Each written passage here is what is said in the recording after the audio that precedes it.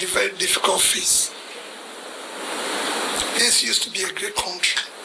Today, our country is classified among the failing countries of the world. We are now among 10 of the failing countries of the world. We're now classified as one of the most terrorized countries in the world. In fact, we are number 3 or number 4 after Afghanistan, Yemen. And the way it's going, we might soon overtake them.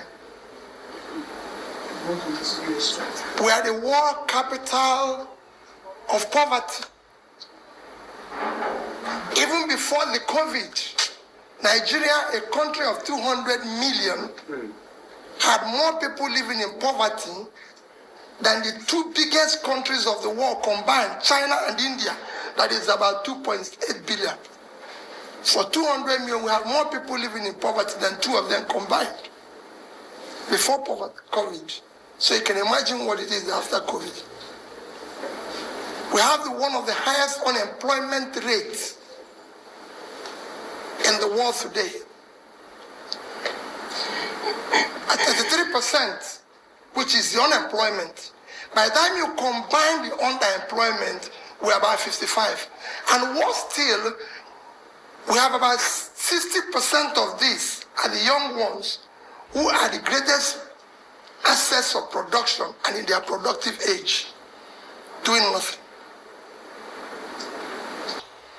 Doing nothing.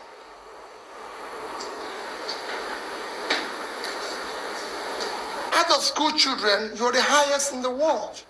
Over 15 million. Forget about what anybody is telling you. Infant mortality today, we've just overtaken India, which they thought will overtake them in 5 years, and we've just overtaken them. In a stress level, we are now 148 over 152. Nigerians are stressed. Competitiveness, we're going down. Of course, you've seen perception, corruption, we're going down. You can go on, the list is endless. The hunger list now, we're number 98 out of 105.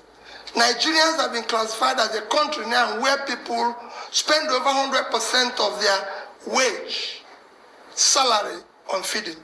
Mm-hmm. It's like, you can't, and it's getting worse. And anybody who thinks it's going to get better, forget it. This is cumulative effect of leadership failure over the years. Because we're choosing not to do the right thing. And people will tell you, when they was talking about somebody who is granting loan and everything. There's nothing wrong with loan. Nothing, absolutely nothing. I'm a businessman. I'm a trader. That is my background. You live with loan. Loan is what has made nations. Every nation in the world is owing. Even Norway, they have the highest sovereign wealth fund of 1.4 trillion, is owing over 50% of their GDP in debt. So there's nothing wrong with loan. It's what you throw the loan at, what you use the loan, that makes all the difference. And I'll show you countries that have borrowed. But we have a crisis that because we're throwing away the money we're borrowing, it's not getting to a stage where we can't even service the loan. You approve it, you know the budget and everything. Last year alone in 2021, in the first 5 months of last year, as a nation we earned 1.1 trillion 847 billion naira. We used 1 trillion 802 to service debts, remaining 45 billion for a nation of 200 million people. In a short while, we will not be using 98% of our revenue to service debt. We will need to borrow, which is what we are doing now, to service debts. And you're not generating revenue. And you often hear government people say, we don't have a borrowing problem. We have a revenue problem. You can't generate revenue when your people are poor. You're not going to tax poor people who are in the village doing nothing. Revenue is a function of productivity. The country is not productive. So you can't generate money. for me, my appeal is that 2023 is not about making the next person president or anything. It is about all of us fighting for our future. You're on top of the ladder.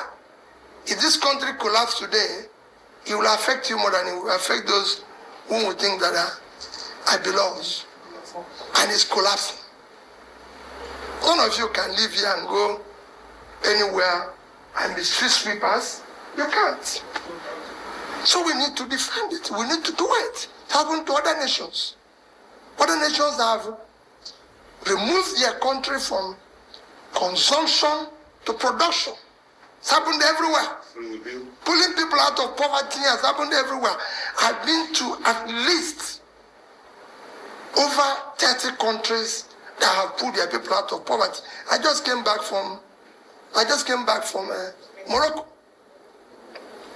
And I told Okubi an interesting news this evening. I said, let me tell you, here people spend dollar. But I went to Morocco.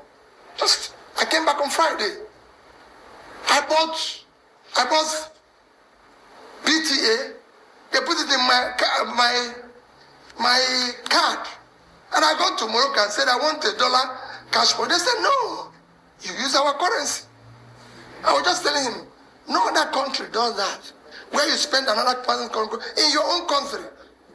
That shows the erosion of trust of your own economy. And I was telling him, you can't do it. I've been going to China, I've been everywhere. This country was a signatory to MDG in year 2000. China was a signatory to MDG. In 15 years, they put 435 million people out of poverty. China in 1990 had 95% of their population living under poverty.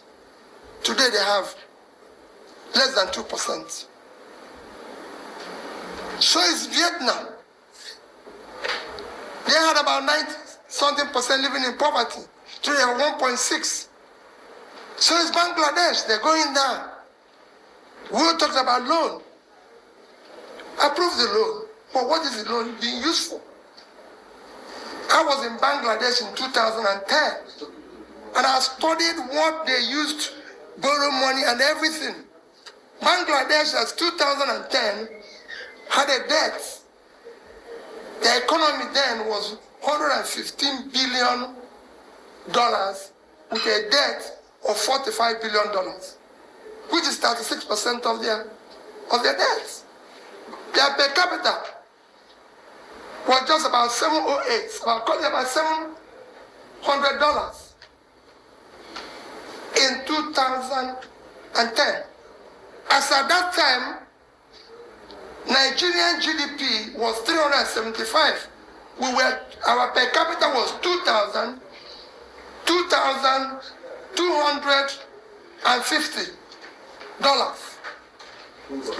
And our debt then was under $8 billion.